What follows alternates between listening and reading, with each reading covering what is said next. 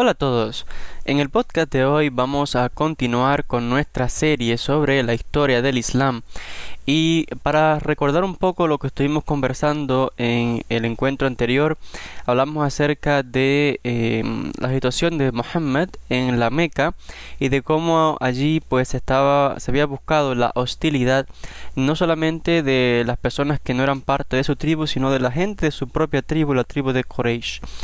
Y llega el momento en que Muhammad finalmente va a tener que marcharse de la ciudad para salvar su vida, porque incluso va a haber un intento de asesinato para librarse de él definitivamente.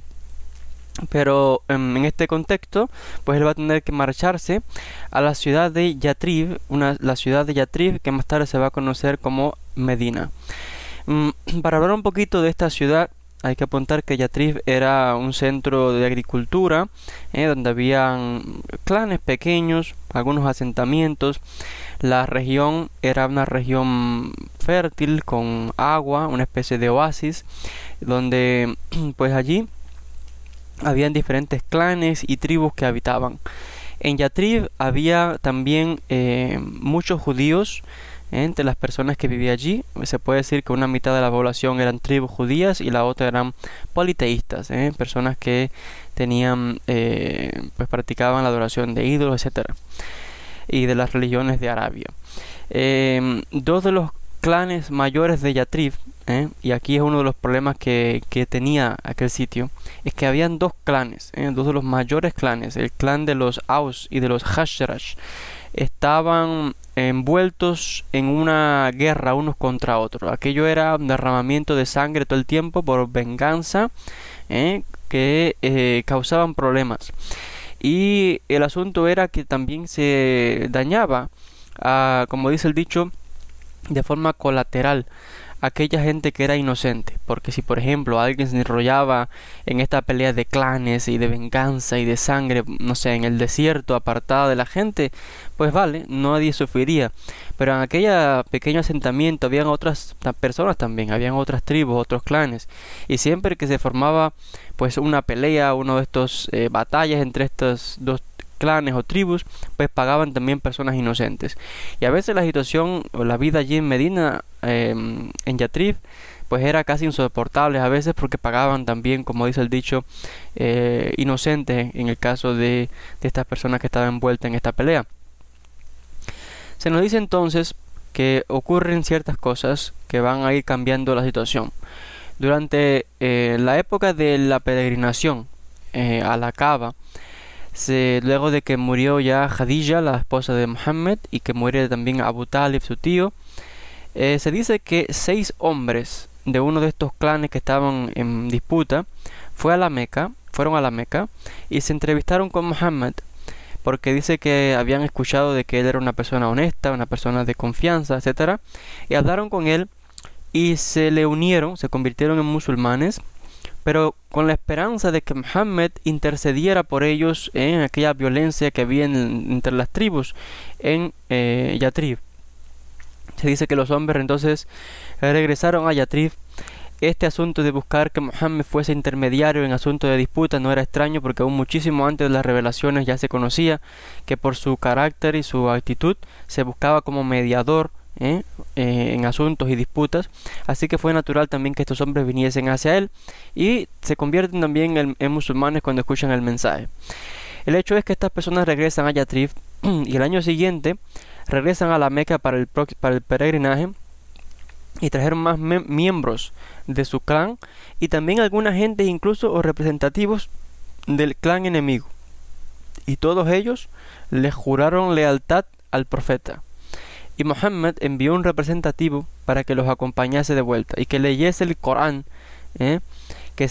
o lo que parcialmente se le había revelado, porque tampoco estaba todo el texto, para que les diese instrucciones a estas musulmanes que estaban ahora en Yatrib. Y aquí encontramos por primera vez la semilla de la primera comunidad, se puede decir, de creyentes que fue plantada allí en Yatrib. En este sentido se dice que las condiciones no mejoraban entre los clanes que estaban luchando, estos guerreros, y para el tercer peregrinaje 73 hombres y 2 mujeres vinieron a buscar el consejo de Muhammad y le juraron lealtad. Así que le pidieron que interviniese de una vez y por todas para resolver aquella disputa que había en aquellos clanes.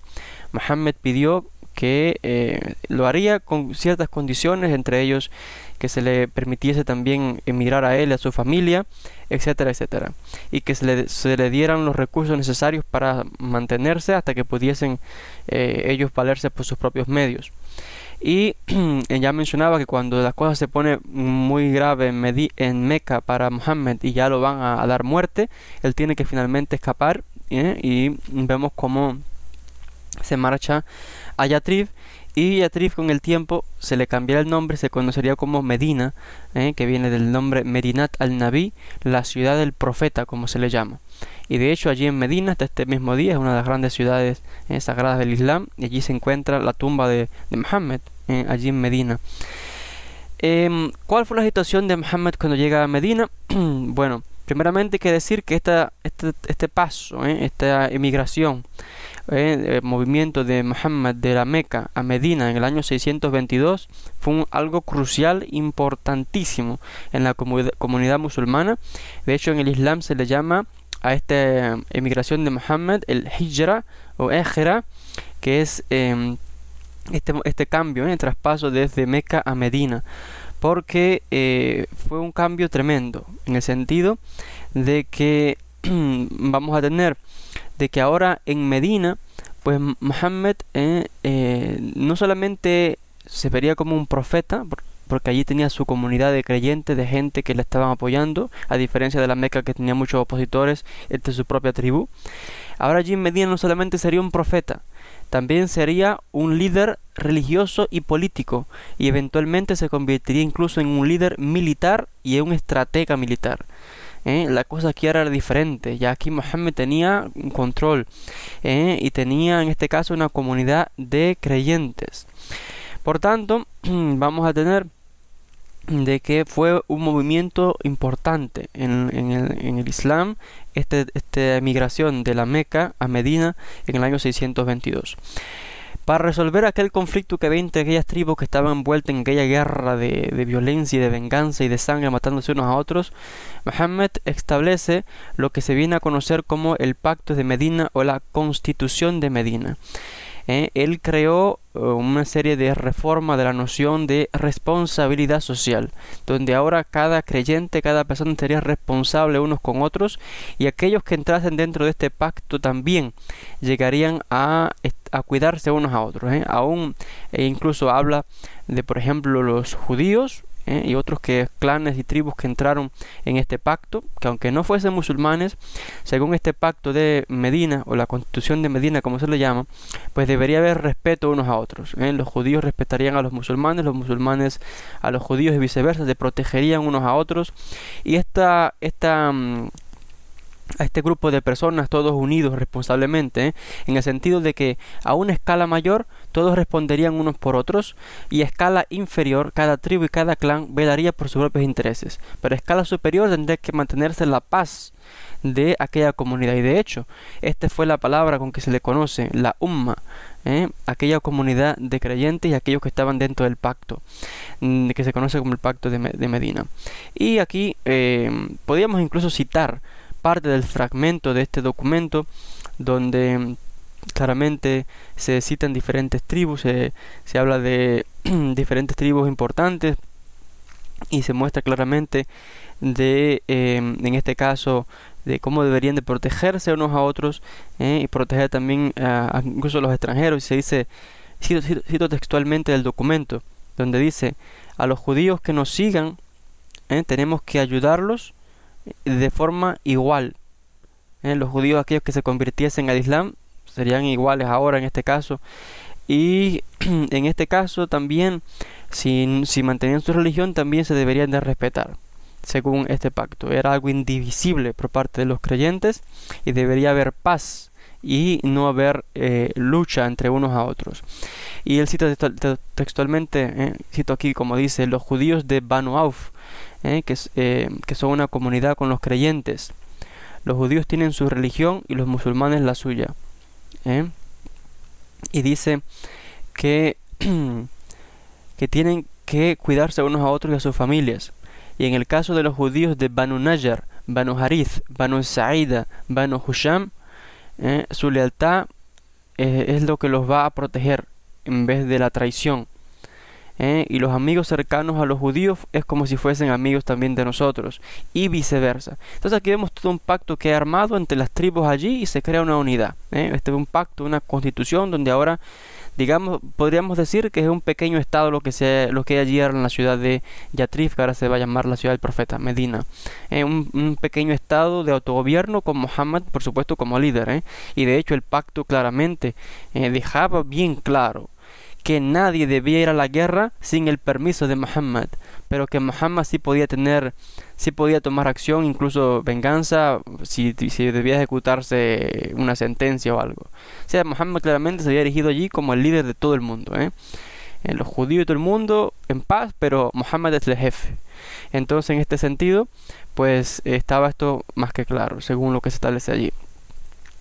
Vamos a tener entonces de que cuando más y más gente comienzan a aceptar el estatus de Muhammad como líder, su comunidad sigue creciendo, su autoridad, y vamos a tener de que en este sentido podemos decir de que aquello se vio como una amenaza para el sistema tradicional de las tribus árabes, porque había gente que estaba resentida. No todo era de maravilla en Medina. Había gente que quería mantener el sistema antiguo de las tribus árabes, veían aquellas innovaciones de Muhammad como una amenaza a, en este caso, su autoridad y autonomía, porque ven como diciendo, a ver, este hombre viene de la Meca, no es ni de aquí, y ahora ha venido tomándose la autoridad y se ha adueñado aquí de todo, líder sobre nosotros. Pero ¿qué es esto? No puede ser que viene este extraño y viene a apoderarse aquí de todo. Entonces había sus enemigos también en este sentido, claro, y lógicamente hay que comprender la forma de pensar de esta gente, ¿no? Era racional la manera en que estaban pensando. También había otros problemas, del cual vamos a mencionar brevemente también más adelante, y es el problema de la autoridad de Muhammad, porque se dudaba también en cuanto a si era un profeta de verdad o no. Se dudaba en cuanto a la veracidad del Corán, de lo que estaba revelando, porque es como que venga cualquiera y diga que soy un profeta y te dan una revelación. Nadie se lo va a creer así tan fácil. Por tanto, cuando lógicamente él va a dar estas prédicas y va a Medina, etcétera, pues la gente tampoco, todo el mundo no aceptó así como así. Por tanto, incluso en el Corán encontramos referencia donde el Corán menciona claramente que había gente de que dudaba de Muhammad, decía, este hombre se lo ha inventado lo que está diciendo. Además, lo que está diciendo no es nada nuevo, ya esto lo han dicho los judíos, los musulmanes y los cristianos. Las mismas historias que están en el Corán pues ya están como repitiéndose, y esto así mismo lo dice el Corán. Yo estoy literalmente citando, parafraseando lo que dice el Corán de cómo se acusaban esta acusación sobre Muhammad. Y entonces alguien que viene, claro, con una nueva religión, con un nuevo sistema de creencias, primeramente tiene que convencer a la gente de que lo que dice es cierto. Nadie cree así como así. Entonces también esto era un problema de la autoridad de Muhammad, que aunque estaba allí dirigiéndose como líder de la gente, habían otros que pues que no le gustaba aquello, ¿no? Y lógicamente se entiende de que venga una gente de afuera a tomar autoridad tal sobre todas las tribus allí. Y de hecho lo que sorprendía es que de hecho pues la gente se unió en aquel pacto, y que fue parcialmente exitoso por un momento. Ya vamos a ver luego lo que va a ocurrir. Pero entonces estamos viendo los diferentes conflictos y problemas que había allí. Tenemos entonces de que hay otro problema que se suma a esto, y es el problema económico. Y es el asunto que recordemos que la economía siempre ha sido un problema donde quiera. Y el hecho es de que la gente de Yatrib o Medina vivían de la agricultura. Pero ya toda la tierra que estaba allí estaba repartida entre las tribus, ¿no? Cada cual tenía sus tierras y las cultivaba, etcétera. Por tanto, no había nuevos recursos ni para mantener a la gente que llegó. Llegó ahora Muhammad con sus seguidores de la Meca, etcétera, y ahora no tienen tierra ni tienen nada. ¿Cómo ahora se van a hacer para subsistir? El asunto es, ¿y cuál fue la solución que dio Muhammad? Bueno, la solución va a ser aquí el pillaje, el asaltar a otras tribus, a las caravanas, y quitarle los recursos.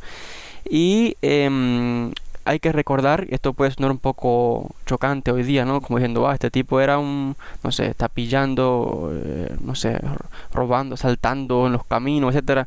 Qué cosa tan malvada. Ya hemos contado anteriormente de que esta no era la mentalidad de aquella época en Arabia. En Arabia el pillaje y asaltar a otras caravanas y atacar a otras tribus que no fuesen su propia tribu era algo que se veía bien y se veía algo como incluso honorable entre las tribus árabes. Por tanto, si los seguidores de Mohammed que vienen con él de la Meca no tienen cómo mantenerse ahora allí, pues asaltar a las caravanas que van comerciando desde Arabia hasta las ciudades del Mediterráneo que van cargadas de tantas riquezas y etcétera, pues es una opción para mantenerse. Y esto fue lo que decidió hacer Mohammed con sus seguidores: asaltar las tribus y a las caravanas y quitar los recursos que tenían. Ya menciono que aquello no era algo negativo, era algo normal. Era normal en Arabia que las tribus estaban todo el tiempo peleándose unas a otras, porque en el desierto, en estas regiones, hay siempre una batalla por los recursos naturales, por la subsistencia. Por tanto, se veía de lo más bien y de lo más normal que tribus atacasen a otras, que robaran, que se quitasen las cosas unos a otros, que se llevasen a las mujeres, etcétera. Era algo normal. Hoy lo podríamos ver como estos tipos son unos partidas de bandoleros, o aquello es un vandalismo tremendo. Es la mentalidad del mundo actual. Estamos hablando de más de 1000 años en aquella época y de un contexto histórico específico. Por lo tanto, hay que comprender la mentalidad de aquella gente y no apresurarnos, porque de acuerdo a la mentalidad moderna es algo negativo, pero en aquella época ya menciono que se veía bien y de hecho hasta recomendable. Por tanto, el asunto es que aquí lo que va a hacer Mohammed es esto, y resulta ser que las caravanas que iban con todos estos productos eran caravanas que también mayormente estaban controladas por la tribu de Quraysh, la tribu de Mohammed. Y el asunto es que estaba prohibido, primeramente, atacar a la gente que estaba en el pacto de Medina, y también estaba prohibido atacar a caravanas que venían de tu propia familia. Pero como Quraysh había en un momento intentado dar muerte a Mohammed y a sus seguidores, pues se vio como si ellos hubiesen roto aquel lazo antiguo, ancestral que les unía. Por tanto, era permisible ahora asaltar a estas caravanas para quitarse los recursos. Y esto es lo que va a hacer Mohammed. Y la primera... en un comienzo ellos hacen ciertas escaramuzas, sí, con poco éxito, pero la primera gran captura de una caravana bien grande, que se lleva un buen botín Mohammed y los seguidores suyos, va a ocurrir en el año 624 y se va a recordar como la batalla de Badr. Y aquí pues se nos dice que aunque los musulmanes esperaban ellos sorprender a esta caravana que venía de la Meca, la gente de la Meca ya sabía que Mohammed le estaba haciendo una emboscada para quitarle aquellos recursos, porque lo habían alertado gente que tenían en Medina. Y se dice que cuando Mohammed llega a la escena se encuentra de que aquella gente estaba preparada, esperándole ya. Y de hecho eran más que Mohammed y que la gente que él tenía. Eran 3-1 contra Mohammed. Pero el asunto es que, para sorpresa de todo el mundo, para sorpresa de Mohammed y de su gente, y para sorpresa de la gente de la Meca, Mohammed tuvo una victoria tremenda.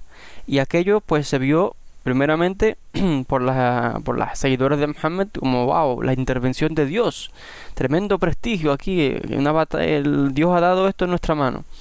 Y en el caso de la gente de la Meca tampoco comprendían qué había pasado. Y así la fama de Mohammed fue creciendo. Se nos dice de que aquí, cuando la gente de Quraysh vieron esto, dijeron, sí, pues bueno, ahora vamos a empezar a aliarnos con otras tribus y vamos a lanzar un ataque aquí, porque ellos acusaron a Mohammed de haber roto los lazos familiares al haber hecho tal cosa. Y aquí se preparan entonces para un contraataque. Aquí todo el mundo sabía que iba a haber otro problema, otra gran batalla.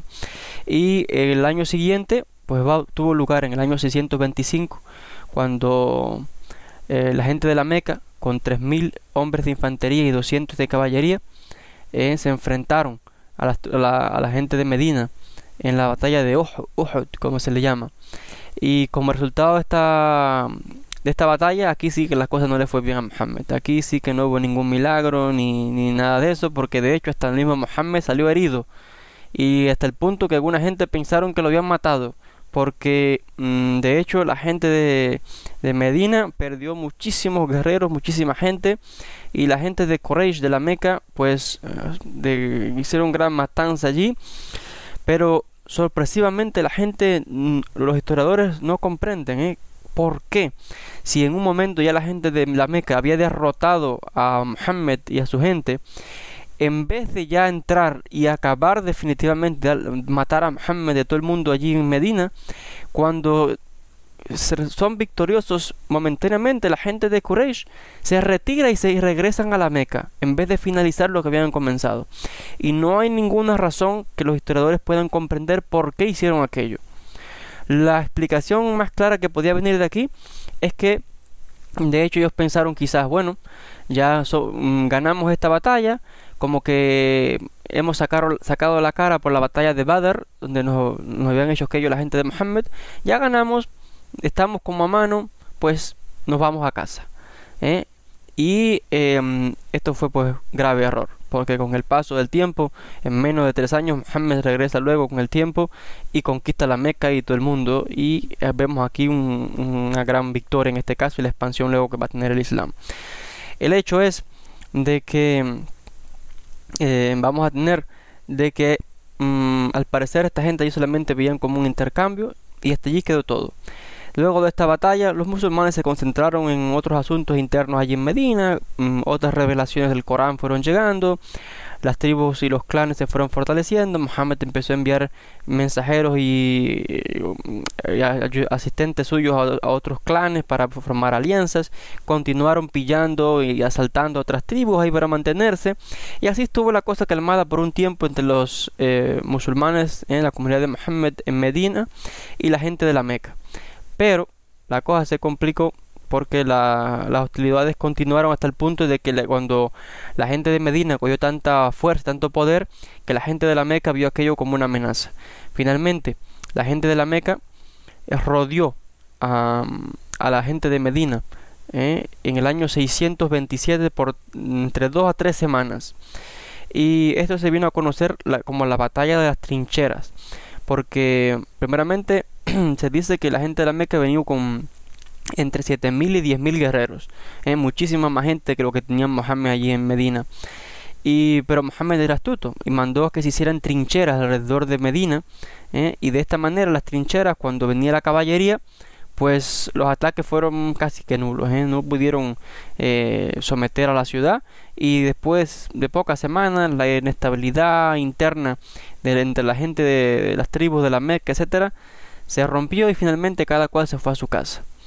Pero y aquello pues se vio como otra vez algo bueno por parte de Muhammad, como una protección, etcétera.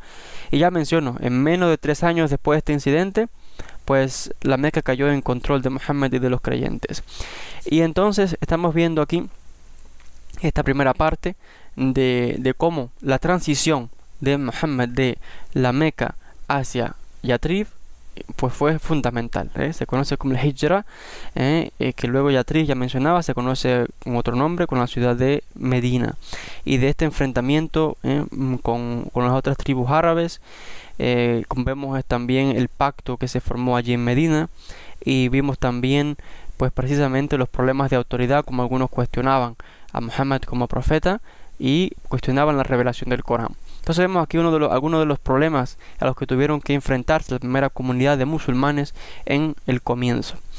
En el próximo encuentro vamos a hablar sobre otro detalle importante, y es el hecho de que cuando se cuestionaba a Muhammad como profeta y la revelación del Corán, ya mencionaba porque se decía incluso de que no traía nada nuevo, que estaba citando nada más que de la Biblia judía y de la Biblia cristiana. Entonces, ¿cuál era lo diferente aquí, no? Y lo interesante es que el Corán critica abiertamente a aquellos que se opusieron al mensaje, y fuertemente critica a los judíos y critica a los cristianos, que no quieren, se niegan a creer en Muhammad como profeta, ¿no? Y fuertemente el Corán es más duro contra los judíos, muy fuerte, que ataca a los judíos y habla, incluso hay un pasaje donde dice que los judíos estarían atormentados todo el tiempo del castigo de Dios y no sé qué, y fuertemente les critica porque los judíos se mofaron de Muhammad en un principio, no creyeron que fuese profeta ni nada, y aquello por supuesto no le hizo gracia a nadie. Ya vemos lo que va a ocurrir después, lo vamos a contar en un vídeo siguiente. El asunto es que por qué se dice que en el Corán y en otras fuentes encontramos tal hostilidad contra los judíos en vez de los cristianos, por ejemplo, porque vemos que el Islam está avanzando como una religión y movimiento político militar grande. Por tanto, el enemigo aquí más importante eran los cristianos, porque el cristianismo era la religión del Imperio Romano, y el Imperio Romano estaba extendido grandemente con las legiones, etcétera. Por tanto, era un enemigo más grande. Los judíos con su religión era un pequeño de gente ahí repartido por diferentes ciudades, un grupito de tribus. No era tal amenaza para el Islam. Por tanto, ¿por qué hay tanta más hostilidad hacia ellos que hacia los cristianos? La respuesta a esta pregunta, dicen ciertos investigadores, pudiese hacer referencia al hecho de que cuando Muhammad va desde la Meca hacia Medina, Yatrib, ya recordamos que en Yatrib había una gran comunidad de judíos y eran mayoría más que los que cristianos que se puedan mencionar allí. Por tanto, cuando los judíos en un momento no creen en Muhammad ni creen en el mensaje, pues causa este resentimiento. Y de hecho vamos a hablar más adelante como en un momento aquí hubo confusión, porque los judíos en un momento pensaron que Muhammad podría ser el mensajero o el Mesías o el esperado, porque Muhammad se comportaba de una manera que daba a entender como que él también era medio judío, ¿no? Por en el sentido de que las cosas que decía eran las mismas historias de la Torá. El mensaje que contaba era similar. Incluso Muhammad, cuando estaba en un principio adorando, rezaban en dirección a Jerusalén, aunque después lo cambiaron y es en dirección ahora hacia la Kaaba, pero antes rezaban en dirección a Jerusalén. Entonces esto como confundía a la gente. Hay toda una historia que se nos narra, esto lo cito textualmente de uno de los profesores de la universidad, que cuenta de cómo hay un documento que se encontró en Marruecos, donde hay una comunidad de judíos en Marruecos que envían unos mensajeros y van hasta Arabia, ¿no? A ver si este hombre que viene, si es el Mesías que los judíos están esperando. Y cuando llegan, se dice que esta comunidad le pregunta a Muhammad si era él, quién, ¿no? Y dice que Muhammad le dice: yo he venido con el libro en mi mano y con la espada. Y dice que los judíos se retiran. Y cuando regresan al Magreb, al Marruecos, le dicen: bueno, ¿qué? ¿Es el hombre que estamos esperando? No. Y dice el texto, no, esto no me lo estoy inventando, estoy citando textualmente lo que dice el documento, que la respuesta que dieron los judíos a los maestros suyos allá en el Marruecos fue la siguiente: este hombre no puede ser nuestro Mesías porque este hombre viene con la espada y no viene con la paz.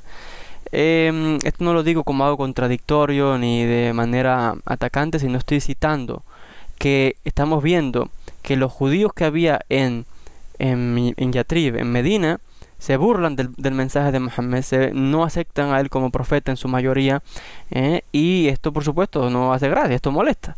Y entonces de ahí quizás algunos investigadores piensan de que de ahí viene quizás la diferente hostilidad o de los diferentes textos que vienen a veces en el Corán, como dice, hablando de los judíos que se los convierten en monos y que están malditos y que no sé qué.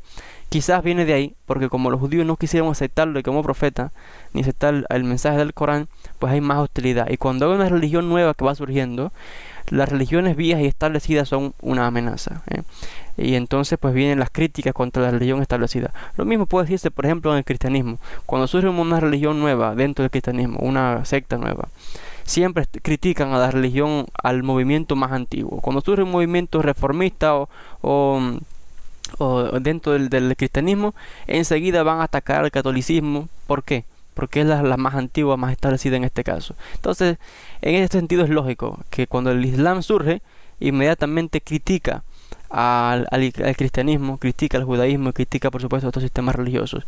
Si no se someten, pues por supuesto que son de los perdedores, como dice el Corán. Entonces, quizás por esto pues se causa enemistad entre lo que va a ocurrir luego entre Muhammad y los judíos de Medina, y quizás por eso dicen los investigadores que haya más hostilidad en el Corán en cuanto a los judíos que en cuanto a los cristianos. Si Muhammad en vez de haber emigrado a Yatrib, se hubiera marchado por ejemplo a Najran, que era una comunidad donde había más cristianos, dicen los comentaristas, probablemente hubiese más hostilidad hacia los cristianos. Pero como no fue el caso, pues por eso es que en el Corán a veces hay ciertas indicaciones que se habla de forma más fuerte contra la comunidad judía. Aunque siempre el generalizar es malo, ¿no? Porque cuando se habla de judíos, la gente lee el Corán y dice, bueno, los judíos, como que todos los judíos, ¿no? Y desde aquella época hasta hoy, lo cual es también errado pensar así, porque tampoco se puede decir todos los judíos. Está hablando de que Muhammad está lidiando con unos judíos específicos en una ciudad. ¿Cuántos judíos no había por el mundo? Y tampoco se puede tachar a los judíos de aquella época con los del presente. Pero el creyente que lee esto y lee el texto que dice judío, inmediatamente pues cree que lo asocia, ¿no?, con aquellos judíos del pasado y del presente y generaliza. Por eso es que la generalización es algo negativo. Lo mismo también aquellos que generalizan y atacan, por ejemplo, a los musulmanes o al Islam y ponen a los musulmanes a todos como si fuesen mal o algo así. Esta también es una actitud negativa. Generalizar es muy negativo. Lo mismo contra aquellos que atacan a los cristianos y generalizan. También son actitudes erróneas. Que haya personas, que haya individuos con actitudes erradas es una cosa, pero cogerla con toda la comunidad es negativo. Dígase, cogerla contra la comunidad de judíos o contra los musulmanes, contra los cristianos o contra los zoroastrismo, contra quien sea. Generalizar es algo negativo y realmente perverso. Pues entonces, hasta aquí con este podcast, con esta última reflexión. No sé si nos desviamos un poquito del tema, pero viene todo dentro del contexto de lo que va a ocurrir luego en Yatrib, en Medina, porque de hecho ya mencionaba que en el próximo podcast vamos a ver de los problemas que surgieron allí entre Muhammad y los judíos, y ya vamos a entrar en más detalles en próximas encuentros y emisiones de esta serie. Gracias a todos por la atención y pues nada, hasta un próximo podcast.